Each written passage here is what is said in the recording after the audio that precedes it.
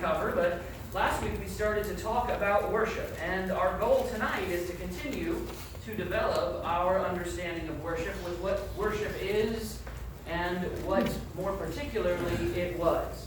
Part of our understanding of worship obviously should come from, the majority of our understanding of worship obviously should come from the New Testament, but there's a lot to the Old Testament that isn't carried over but gives us an understanding, a better concept of what's happening and the implications that are going on in our worship. Because what we're going to see, I suspect, as we carry through this series of lessons, is that there are actually a lot of similarities. We focus on the physical differences, and there are most certainly some very strong physical differences between the systems of worshiping God throughout the covenants. But I also want to make mention, as we go through, of some of the qualities, some of the characteristics, and especially the spiritual implications of the worship as they took place in the past. And our focus tonight is specifically from the Old Testament, worship in the patriarchal covenant. Worship in the patriarchal covenant, when I say that, what I mean is practically one book. The book of Genesis and about half of the book of Exodus are God dealing with the people, his people, under the patriarchal system. That is, a system that was designed to be specifically to the fathers of households, the fathers of families.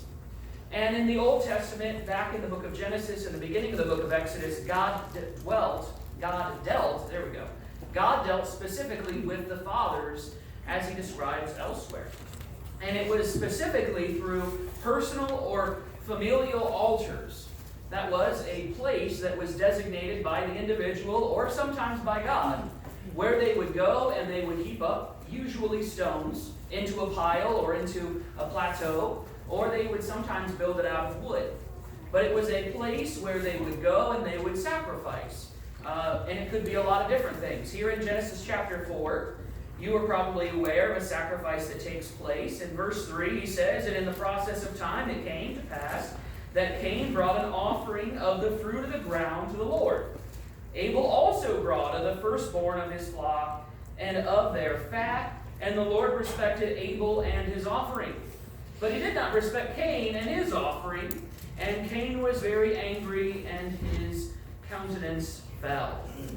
So the Lord said to Cain, 'Why are you angry, and why has your countenance fallen? If you do well, will you not be accepted? And if you do not do well, sin lies at the door, and its desire is for you, but you should rule over it.' And we know that Cain does not rule over it. In fact, he takes his brother out into the field, and he murders him into the field. And even when God asks him where his brother is, Cain responds, 'Am I my brother's keeper?' The answer, the implication from God is, yeah, in a lot of ways you are. You're responsible for your brother's well-being, especially when you're the one that murdered him." He talks as if he doesn't know where he is, and then God talks about the blood from the soil even crying out to God. In Hebrews chapter 11 and verse 4, we read that by faith Abel offered to God a more excellent sacrifice than Cain, through which he obtained witness that he was righteous, God testifying of his gifts, and through it, he being dead still speaks. I love that verse. There's a couple of times that they use this kind of language, that he being dead still speaks, that Abel's communication, that what little is talked about from Abel, and it's incredibly small amount compared to the other Bible characters, that sacrifice that Abel made speaks volumes to even the people of the New Testament, which means we should learn from it. The Hebrews writer intended on us to learn from the example that Abel set even back in the patriarchal system. A system that we had nothing to do with, that we were not a part of explicitly, though if we were back in the days even of the Israelites, we would have been. That we would have been part of a system that looked a lot like this. I want you to notice first and foremost the quality of the sacrifices here in Genesis chapter 4. This is going to be a running theme as we go through talking about what's going on in the Old Testament. Cain brought vegetables. And there are absolutely no adjectives to indicate how and what kind of vegetables he brought. And I'm not talking about fruits. I'm not talking about, I'm talking about usually the term that would come with sacrifices to God that involved plants, that involved nothing or no kind of, what's the word I'm looking for here? Hang on. No kinds of meat would involve the word first fruits, right? They would involve, you're looking for the word best. Because when you look at Abel's sacrifice, the Bible uses no less than two descriptive terms for it. He brought the first fruits, or the firstlings of his flock, and he brought God the fat. And the firstlings and the fat were the best parts of the animals. The firstlings would have been young. And so he's giving God the best. He's giving God his absolute best. And when we look there in Hebrews chapter 11, he uses the word by faith. By faith, Abel offered these sacrifices. Well, if we tie that in with Romans chapter 10 and verse 17, we know that faith comes by hearing and hearing by the word of God. How did Cain and Abel understand that they should have sacrificed to begin with? That there was an expectation of sacrifice. And whether they were commanded or not, there seems to be an expectation on what should be sacrificed. And what did Abel bring? He brought the best. He brought the best that he had, and he offered it to God. And what did Cain bring? There were no additional descriptors. He brought some vegetables. And if nothing else, that really speaks to the issue at hand and the attitude of Cain, especially moving forward. He got really angry that God didn't appreciate what he had brought, but instead of going back and reevaluating what he had done and thinking through whatever it was, he got angry at his brother instead and murdered his brother. We see a lot of altars built in the Old Testament, even though it's only one book, 1.5 books in theory. Abraham builds altars. In fact, in our class in preaching school on Genesis, I had Abraham. And Abraham, I titled my paper, Abraham, the greatest altar builder ever. And that was only on the principle that you turn the page and Abraham, I keep saying Abel, and Abraham is building another altar. He goes from one place to another, he builds an altar. He is blessed by God. He builds an altar, like in Genesis chapter 12, verses 7 and 8. Right after God makes him promises, guess what he does? He goes and builds an altar to God, and he sacrifices. He wasn't told to, so sometimes Abraham builds an altar as he is directed by God, like in Genesis chapter 21 and 22. In chapter 21, Abraham, this is going to frustrate me thoroughly. Abraham is told by God to take his firstborn son and take him to the mountain and sacrifice him. And then in Genesis chapter 22, what do we find Abel doing? Abraham, I'm going to get really irritated at this. What do we find Abraham doing? But going up to the mountain, he tells his servants, as we talked about last week, you stay here, I and Roy are going to go up and we're going to worship. And as soon as he gets to the top of the mountain, he builds an altar. The implication was that you were going to sacrifice him on the altar. And so Abraham does that. Abraham does what God directed him to do. But in Genesis 13 and verse 18, Abraham builds another altar.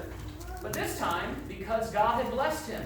Not only had God brought him out of Ur the Chaldees and was making him various promises, but God had given him safe travel. And so he builds an altar and he appreciates. He shows his appreciation to God. This was a voluntary thing. God had not told him to do so, at least as far as we're told. And yet regularly, Abraham builds an altar to God. And guess who carries that behavior forward? Isaac. And guess who carries that behavior forward? Jacob. And so they continue to build altars to God in various places. Jacob oftentimes builds an altar after he builds a well, which is kind of interesting. Perhaps because he thanks the Lord that it didn't collapse on him and he didn't lose workers, because well building was a dangerous thing. And so we look at these altars that they built and how they worshipped in the past, and we don't have a lot to go on as far as what it exactly looked like or exactly how it worked. Basically, they tell you the bare minimum, and the people of the time that this was written to and the people moving forward as part of the Mosaic system, they would have known what sacrificing an animal looked like. We can use our imagination, but maybe some of you have experienced slaughtering animals and whatnot. I don't personally. So I have to use some of my imagination to understand it. But it was, I know personally, or I know definitely, it was a very gruesome thing. One of the things that is oftentimes overlooked is that all the animals that went into the ark didn't go in 2 by 2. Only the unclean went in, only the unclean went in 2 by 2. The clean went in 7s. And what does Noah do? See, I'm struggling with names today. Okay. And what does Noah do when the ark finally lands on dry ground? He walks out, he builds an altar, and he sacrifices a bunch of clean animals to God. What for? Appreciation for bringing him through this perilous time. And so while we don't know a lot about the altars, what we do see is a lot of altars being built. A lot of altars. And what we're going to see moving forward is that worship in the Mosaic covenant, while explicitly different, still carries some of that over. If you turn with me to Exodus chapter 20, the Mosaic covenant is the covenant that God gives Moses to give to the Israelites. And so for a time, the portion of Israel is broken off from the rest of the world, and they become God's chosen people in a particular way. And they are challenged by God to do various things, and they become God's advocate to the world effectively. And in Exodus chapter 20, look at verse 22. Right after God speaks from heaven, and this is a weird thing to me. God communicates the 10 Commandments to them, which one of them includes not building any graven images or worshiping anyone but Him, and we know 12 chapters later that do exactly that, like knuckleheads. What we have here, right after God gives them this message from heaven and speaks to the people directly from the heavens. In verse 22, then the Lord said to Moses, "Thus you shall say to the children of Israel, you have seen that I have talked with you from heaven. You shall not make anything to be with me gods of silver or gold, or gods of gold. You shall not make for yourselves. An altar of earth you shall make for me, and you shall sacrifice on it your burnt offerings and your peace offerings, your sheep and your oxen. In every place where I record my name, I will come to you, and I will bless you. And if you make me an altar of stone, you shall not build it of hewn stone. For if you use your tool on it, you have profaned it." That sounds a lot like a really important principle that not only these Israelites should grasp, but one that we also should grasp. When we meddle with the way God determines things to be done, we profane it. God, speaking to a bunch of people who He was going to institute a sacrificial system that was going to be based around the tabernacle and ultimately the temple, the place where God placed His name. He tells them, if you're going to build an altar, you're going to do it right. And if you build an altar, make it out of dirt. Or if you want to use stone, don't use your tools on the stone. Because what does that signify? What does that symbolize to mankind? That we can do something better. That we can make it prettier than what God has made it. And God is not about our aesthetics. God is not about wanting this structure that they build in order to sacrifice to God. He doesn't care that it looks nice to them. What He cares about is obedience. And we're going to keep hitting this again and again and again. God is setting up a system that's not going to involve an altar in the way it did in the past. But altars were still going to exist. I assumed for a long time that after God gave them the Mosaic system, right, the sacrificial system regarding the tabernacle and the temple, that altars were no longer going to be used familially. And that's not true.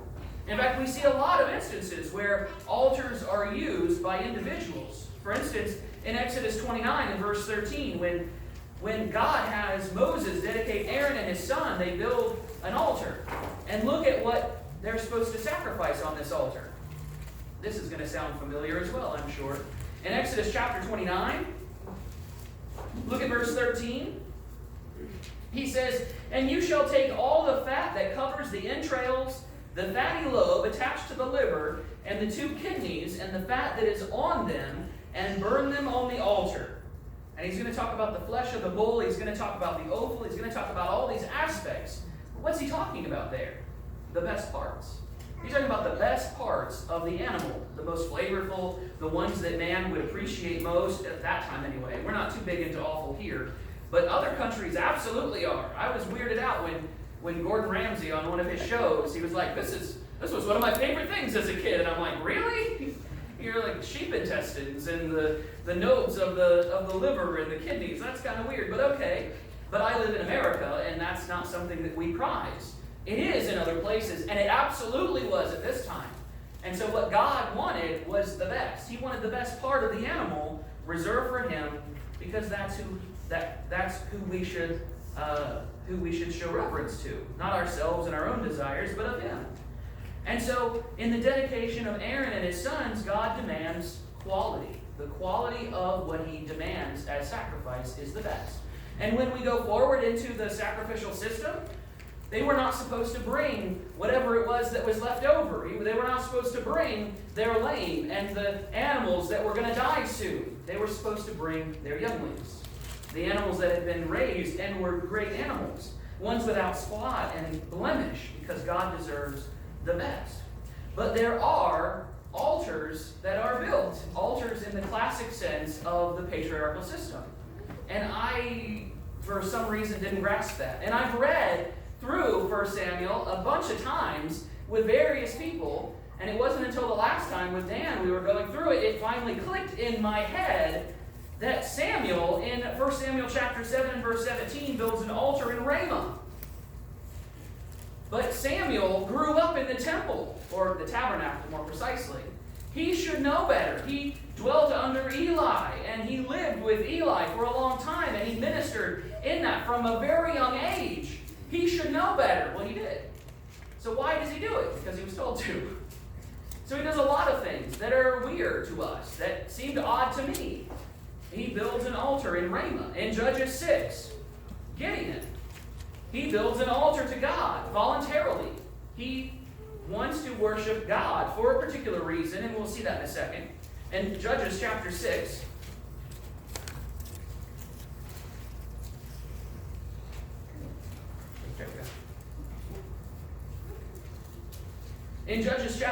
look at verse 24. It says, "So Gideon built an altar there to the Lord and called it, 'The Lord is Peace.' So this day it is still in Ophrah and Ebezerite." Now, it's probably not still there, but at the time of the writing of the book of Judges, it was still there. And look what happens earlier in verse 17. He says, "Then he said to him, 'If now I have found favor in your sight, then show me a sign that it is you who talk with me.'" He's talking to the angel of the Lord, because the angel of the Lord has told him that you are chosen by God to protect the people, to take care of the Midianites. And he is a bit suspicious.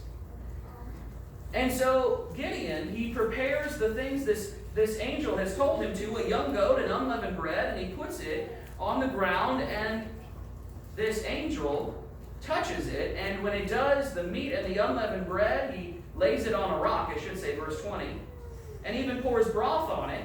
And then in verse 21, the angel of the Lord put out the end of his staff that was in his hand and touched the meat and the unleavened bread, and fire rose out of the rock and consumed the meat and the unleavened bread, and the angel of the Lord departed out of his sight. What is that?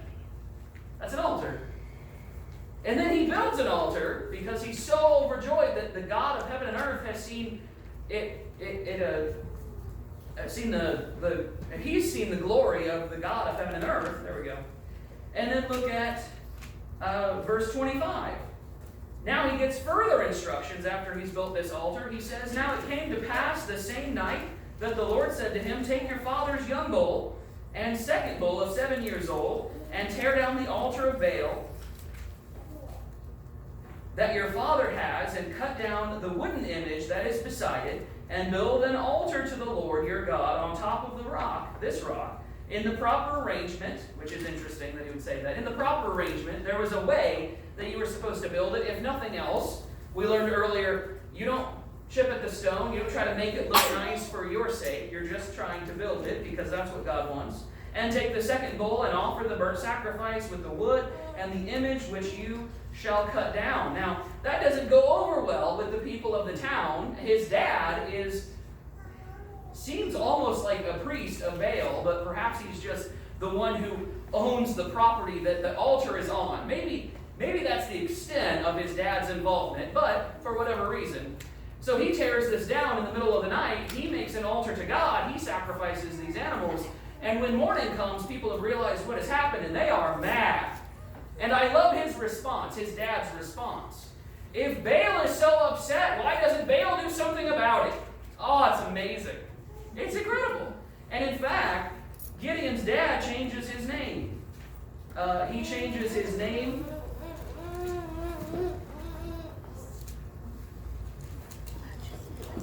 I missed it. Oh,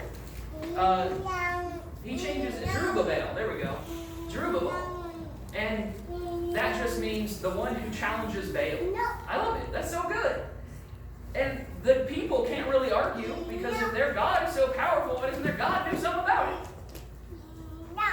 Gideon gets away with it. But he builds altars. One altar that he did so voluntarily, and two, in fact, in this case, that he does so as he is prompted to, as he is directed to. In 2 Samuel 24, verses 18 and following, David builds an altar. And this isn't the first altar that David's built. But David builds an altar because he was told by Gad the prophet, because David took a census of the people, which he wasn't supposed to do. And there was some plague moving about the people, and folks were dying, and David wanted to do something about it. And so Gad told him to build an altar to God right where he stood, right there, and to sacrifice to God exactly what he directed him. And even though there at the floor of Araunah the Jebusite, the threshing floor of Araunah the Jebusite, even though Araunah offers to give David everything involved in the sacrifice, David refuses to take it. He says, I will not sacrifice to God something that costs me nothing. There's another lesson for us, is it not? Sometimes we sacrifice to God the leftovers. We sacrifice to God things that don't really mean much to us. We give him our extra time after we've taken all the time that we want. We sacrifice to him at the end of our budget instead of the beginning. I mean, on and on, there are applications here. And David, even king of the Israelites, a man after God's own heart, demonstrates to us the importance of sacrificing, meaning that you had to sacrifice something, that you had to give something up. And there's an importance there. There's a significance there for us even to this day. Worship throughout the Old Testament, both in the patriarchal and the Mosaic covenant, worship in the strictest sense of what we're talking about as sacrificial rites, as religious rites, as things that were done in the way we've been talking about. It is a form of service. But not all service is worship. And that's a really important distinction to make. There are people who, well, if I serve the Lord, then I'm worshiping him. Not in the way that we mean it in this case. In the use of this language, especially through the Old Testament, but even into the New Testament, we were talking about proskuneo, like falling down, bowing down before. When it's used in a spiritual sense rather than a physical sense. We talked about the physical. David bows down in the Old Testament. He bows down to Jonathan, to show reverence to Jonathan and love to Jonathan. Various people bow down to one another. And it's the word, not proskuneo, because that's the Greek word. But this word that basically means the same in the Greek and the Hebrew. But when it's used in this quality, it is worshiping God in practically what we would call a religious rite, something that was done sacrificially or spiritually. And it had incredible implications on the person's life. In Matthew 4 and verse 10, Jesus is quoting the Old Testament to the devil. When the devil asks him to bow down and worship him, interesting, bow down and worship. Bow down and proskuneo, obviously they don't mean the same thing. He means worship. He means show me reverence. And in this case, Jesus says, you shall worship the Lord your God, and him only shall you serve. Worship, proskuneo, serve, latruo. And we'll talk about that in the future. It just means to serve. It means to dedicate one's life to or to give service to. They're very different words. But we, as a community, as the world at large, and humans, we like to throw things together. We like to couple things as closely as possible. And people have come to the conclusion that, well, all of our life is worship. Not in this way.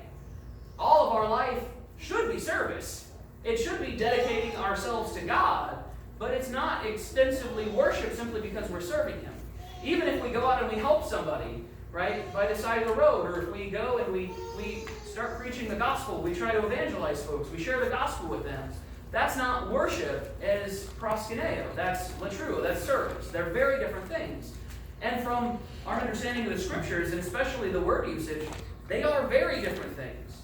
And it's important to keep those distinct. So when we're talking about worship in the New Testament, we're talking about a form or an act that is participated in, which also means, importantly enough, that worship is intentional, it is not accidental.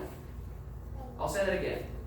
Worship is intentional, it is not accidental. You can't accidentally worship God. That doesn't work. You must intentionally worship God, or at least attempt to worship God, even if what you're doing isn't actually worship to God because he doesn't appreciate it. Right? Cain attempted to worship God. He didn't do it very well, but he tried. Right? He was attempting, making an attempt. In this case, when worship is intentional and not accidental, it's like being baptized into Christ. You don't accidentally get baptized into Christ. That doesn't work.